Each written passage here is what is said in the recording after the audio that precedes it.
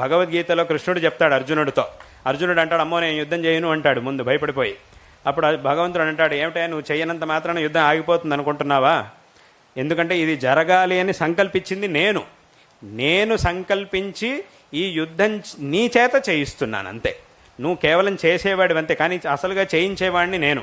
కాబట్టి ఇది జరగాలి అని నేను అనుకున్నాను కాబట్టి నువ్వైనా సరే ఇంకెవరైనా సరే ఖచ్చితంగా ఇది జరగనే జరుగుతుంది. కానీ ఆ చేసే అవకాశాన్ని నీకు ఇచ్చాను నేను. నిమిత్త మాత్రం భవ సవ్యసాచిన్ అని అంటాడు భగవంతుడు. నువ్వు నిమిత్త మాత్రుడుగా ఉంటూ ఈ పని చెయ్యి అంటే పని ఖచ్చితంగా జరుగుతుంది. ఎందుకంటే నేను చెయ్యాలనుకుంటున్నాను కాబట్టి, నేను సంకల్పించాను కాబట్టి. ఈ యుద్ధం యొక్క ఉద్దేశం ఏమిటంటే ధర్మ సంస్థాపన జరగాలి అని అనేది నా సంకల్పం కాబట్టి ఏ విధంగా అయినా సరే అది జరిగి తీరుతుంది.